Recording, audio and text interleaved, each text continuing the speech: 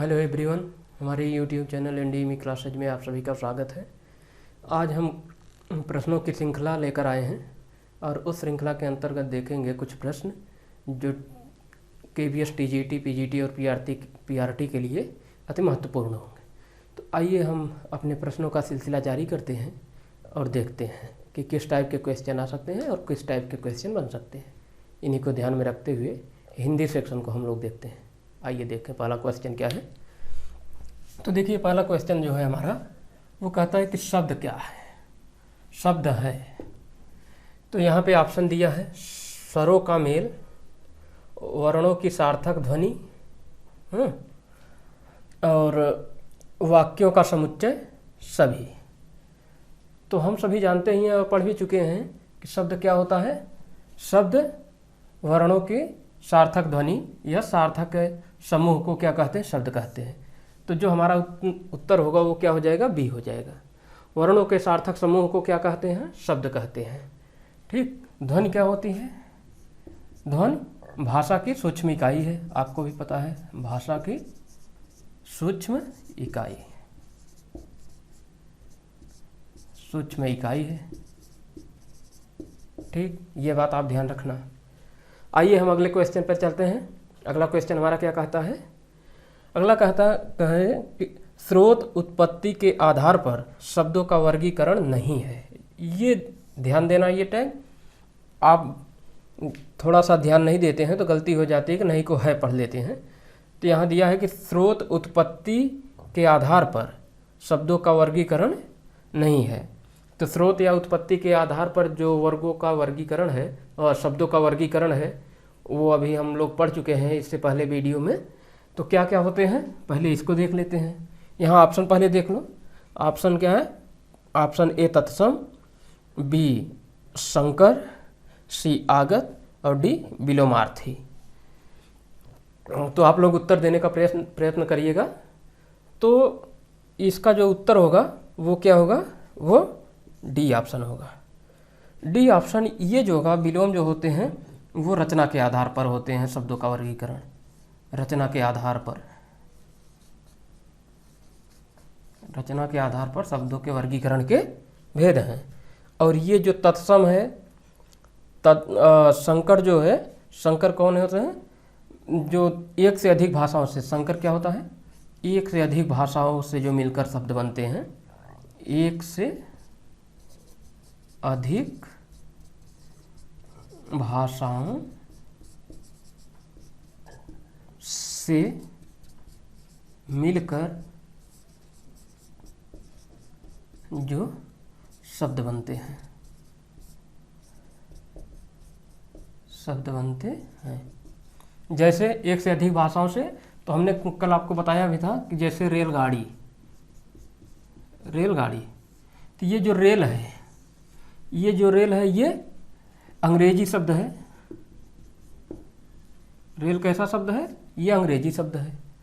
और ये जो गाड़ी है, ये गाड़ी कैसा शब्द है, ये गाड़ी हमारा हिंदी शब्द है। तो अर्थात हिंदी और अंग्रेजी अर्थात दो भाषाओं के संयोग से जो शब्द मिलकर बनता है, जिन शब्दों का निर्माण होता है, उसे क्या कहते हैं, संकर शब्द कहते हैं। तो रेलगाड़ी कैसा शब्द है, तो संकर शब्द है। संकर शब्द कैसे होते हैं, एक से अधिक भाषाओं से मिलकर जो शब्द बनते हैं। ठीक। उसके आगे तत्सम। तत्सम क्या होता है, तत्सम के बारे में आप सब जानते हैं कि जो संस्कृत से आए हुए शब्द हैं वो तत्सम कहलाते हैं। और संस्कृत का ही जो बिगड़ा रूप होता है वो क्या कहलाता है, तद्भव कहलाता है। फिर आगत। आगत ध्वनियाँ क्या होती है, आगत का मतलब होता है विदेशी ध्वनियाँ, अर्थात जो बाहर से आई हुई ध्वनियाँ हैं। वो ध्वनियाँ कौन कौन सी होती हैं, जैसे अंग्रेजी हो गई, पुर्तगाली हो गई, आपकी फारसी हो गई, जापानी हो गई, चाइनीज हो गई। ये सब क्या है, ये सब आगत ध्वनियाँ हैं, आगत शब्द हैं। इनका जो हमारे हिंदी भाषा में जिस रूप में इनको स्वीकार कर लिया गया है वही क्या है, आगत ध्वनि, आगत शब्द हैं। ठीक। यानी विदेशी भाषा जो हमारे हिंदी भाषा में मिल गए हैं और बोलचाल में प्रयुक्त हो गए हैं वो सब क्या हैं, विदेशी शब्द हैं। ठीक। तो ऐसे इस तरीके समझे। तो स्रोत या उत्पत्ति के आधार पर जो शब्दों का वर्गीकरण है वो क्या है, तत्सम है और संकर है और आगत या विदेशी ध्वनियाँ हैं। उसके बाद क्या है, तद्भव है, एक तदभव, और फिर क्या है, एक और है। ठीक, अब अगला क्वेश्चन हम देखते हैं। अगला क्वेश्चन हमारा क्या कहता है, ये जो क्वेश्चन है कि 1 मील होता है, 1 मील। ये क्वेश्चन हम क्यों डाले हैं, इसका एक विशेष संदर्भ में डाला गया है, क्योंकि जब आप इंटर की पुस्तकें पढ़ेंगे एनसीईआरटी की, तो उसमें कई जगह मील का प्रयोग हुआ है कि 2 मील की दूरी पर था, 1 मील की दूरी पर था, 4 मील की दूरी पर था, कहानियों में मेंशन है। तो इसीलिए हम क्वेश्चन को देखते हुए डाले हैं कि 1 मील का जो वास्तविक लंबाई होती है किलोमीटर में, वो क्या होती है। तो ठीक है, तो 1 मील की जो दूरी होगी क्या होगी, 1.609 किलोमीटर, 3.93 किलोमीटर, 2 किलोमीटर, इनमें से कोई नहीं। तो जो इसका सही उत्तर होगा वो क्या होगा, 1.609 किलोमीटर। ठीक, मीटर में अगर इसको चेंज कर दोगे तो क्या हो जाएगा, 1609 किलोमीटर, 9 मीटर। ठीक, इस तरीके से इसका उत्तर हुआ। अब जो अगला सवाल है, करुणोत्पादक। करुणोत्पादक का संधि विच्छेद क्या है। करुणोत्पादक का संधि विच्छेद क्या है। करुण धन उत्पादक, करुणो धन उत्पादक, करुधनोत्पादक, करुण उत्पादक। तो आइए सबसे पहले हम देख लेते हैं कि संधि कितनी प्रकार की होती है हमारी। तो जो संधि है वो 3 प्रकार की होती है। ठीक, पता ही है आपको, एक स्वर संधि होती है, दूसरा व्यंजन संधि होती है, और तीसरा विसर्ग संधि होती है। कौन सा, विसर्ग संधि। तो स्वर संधि के अंतर्गत कितनी संधियां हैं, तो दीर्घ संधि, वृद्धि संधि, गुण संधि, यण संधि और अयाधि संधि, यानी संधियों के 5 प्रकार हैं। स्वर संधि के 5 प्रकार हैं। फिर व्यंजन संधि। व्यंजन संधि के वैसे तो कोई प्रकार नहीं, लेकिन इनका वर्णों का जो संधियों में मेल होता है वो अलग अलग भिन्न भिन्न तरीकों से होता है, तो उसको हम आगे देखेंगे। फिर आता है विसर्ग संधि। तो व्यंजन संधि को ऐसे आप देख सकते हैं कि व्यंजन प्लस व्यंजन मिलकर व्यंजन धन व्यंजन मिलकर व्यंजन संधि का निर्माण करते हैं। जैसे मान लीजिए कि यहाँ भी ये व्यंजन वर्ग है और यहाँ भी मान लीजिए ग है कोई, तो दोनों का जो जोड़ होगा वो व्यंजन से व्यंजन का ही होगा, तो उसे हम व्यंजन संधि कहते हैं। ठीक, विसर्ग संधि में भी उसमें जो संधि होगी, एक तरफ विसर्ग होगा यहाँ, और उसके बाद जोड़ के बाद क्या होगा, या तो यहाँ पे व्यंजन होगा और या फिर यहाँ पे विसर्ग स्वर शब्द आएगा। यानी विसर्ग के बाद कोई या तो व्यंजन स्वर आएगा, या व्यंजन वर्ण आएगा, या तो स्वर वर्ण आएगा। इस तरीके से बनेगी। तो यहाँ पे जो दिया गया है ये करुणोत्पादक, तो करुणोत्पादक का जो संधि विच्छेद होगा वो करुण धन उत्पादक होगा। ठीक, तो इस तरीके से करुणोत्पादक का जो संधि विच्छेद होगा वो करुण धन उत्पादक। तो और करुण धन उत्पादक कौन सी संधि है ये जानने के लिए हम देख लेते हैं कि करुण धन उत्पादक ये है गुण संधि।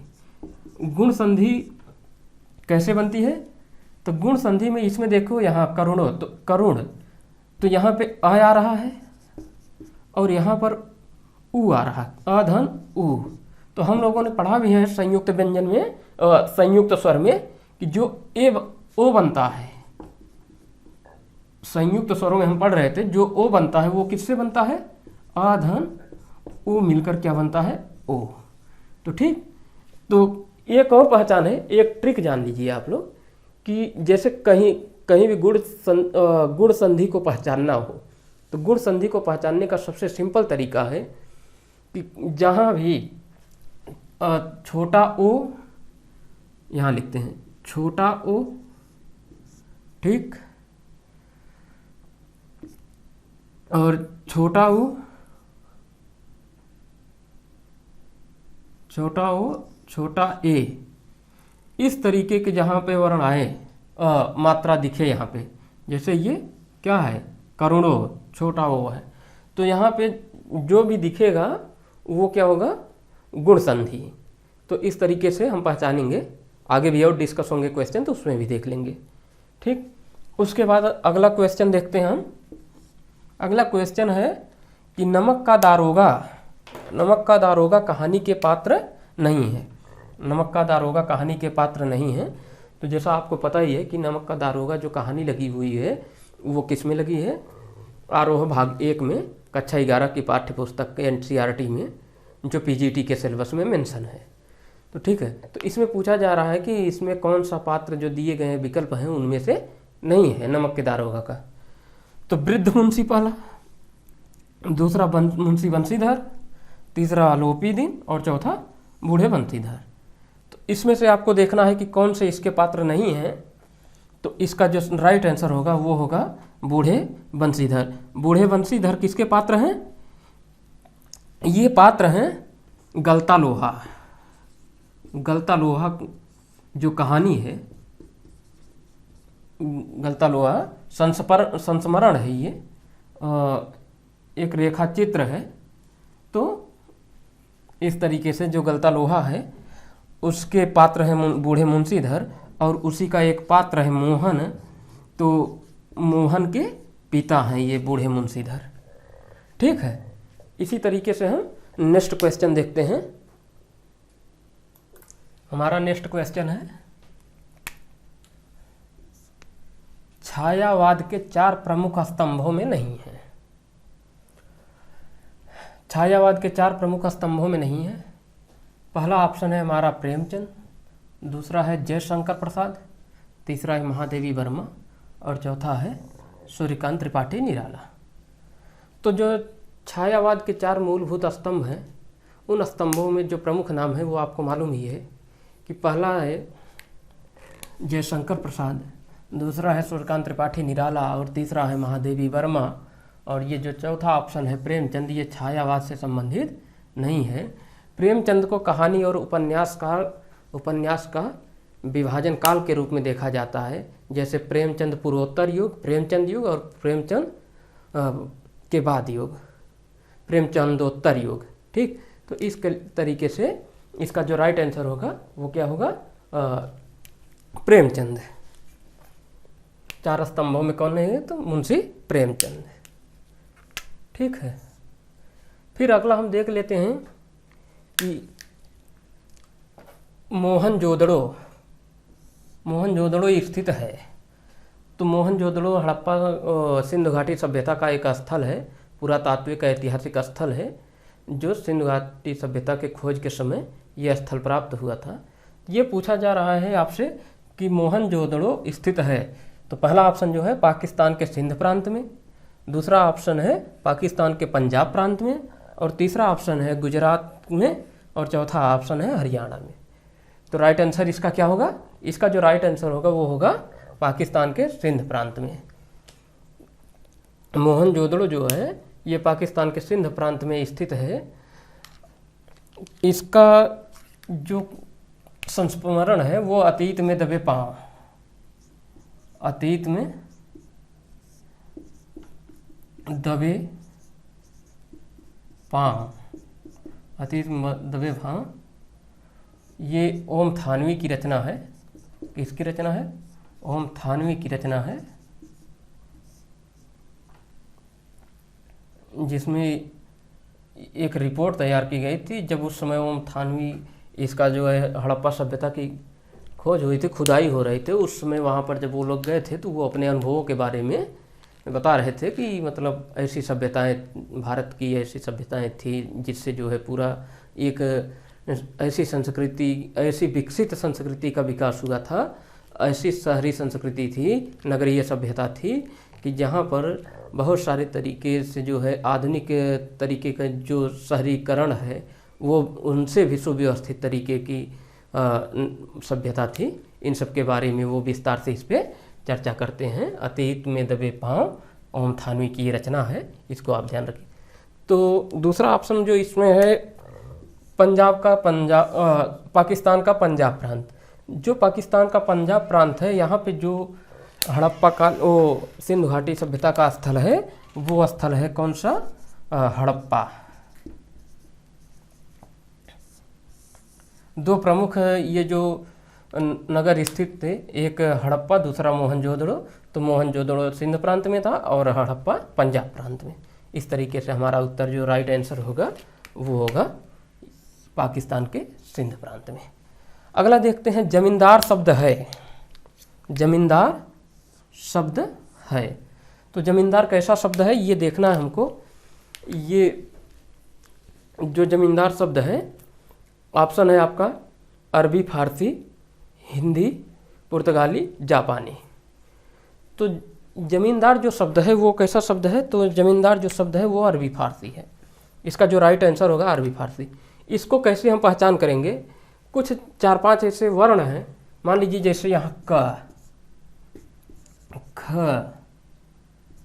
ग, ज और फ, ये जो वर्ण है, ये यहाँ पे नुक्ता, इसे नुक्ता बोलते हैं, ये जो बिंदी लगी है।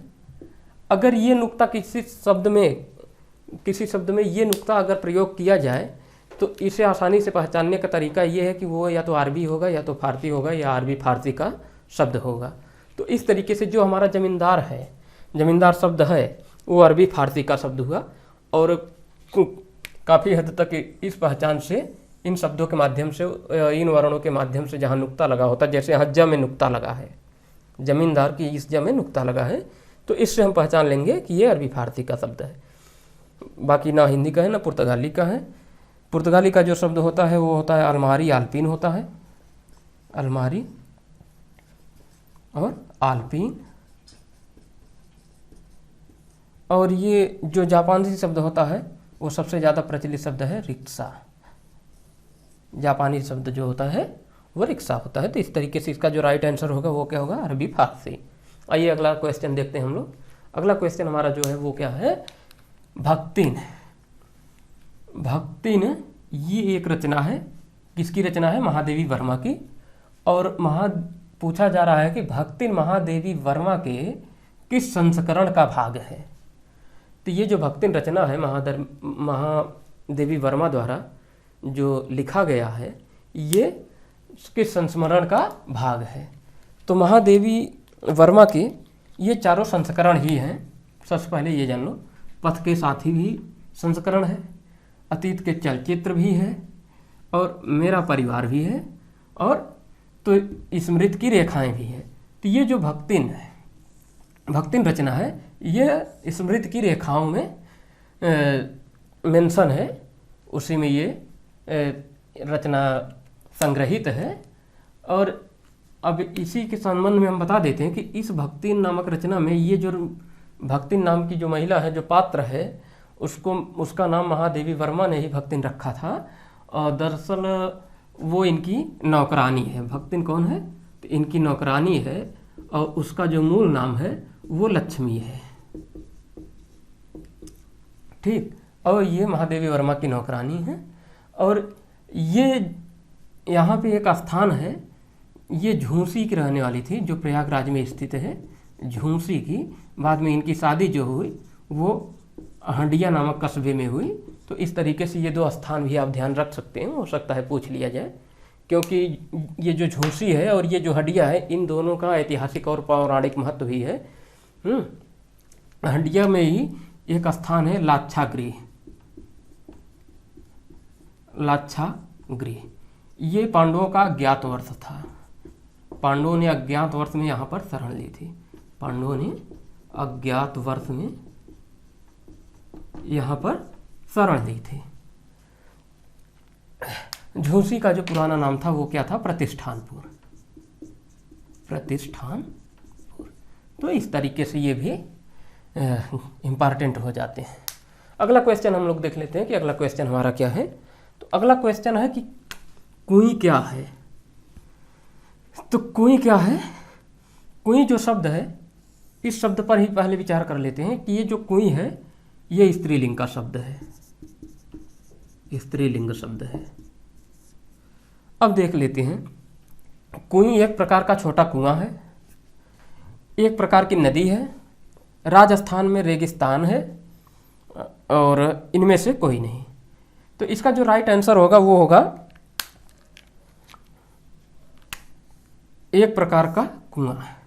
ये जो कुआं होता है ये कुआं राजस्थान के रेगिस्तानों में और कुछ ऐसी जगह हैं जहाँ पे नीचे एक पट्टी पड़ी हुई है, चूना पत्थर की एक पट्टी पड़ी हुई है, उसके नीचे उसके ऊपर जो पानी जमा होता है, जो बारिश का पानी जमा होता है, वो पानी जब धरती में जाता है तो वो धरती में वहाँ पर रुक जाता है, उससे नीचे नहीं जा पाता है। तो जैसे जो जैसलमेर है, बीकानेर है, चुरू जैसे ज़िले हैं राजस्थान के, इन ज़िलों में ये कुएं जो है, ये जो छोटा कुआं है, इसकी खुदाई की जाती है। एक सकरा कुआं होता है इस तरीके का, बहुत छोटा सा, और इसमें जो काम करते हैं लोग, जो बनाते हैं उसको चेलवांजी कहते हैं, और इस खुदाई क्या कहते हैं, चेंजा कहते हैं।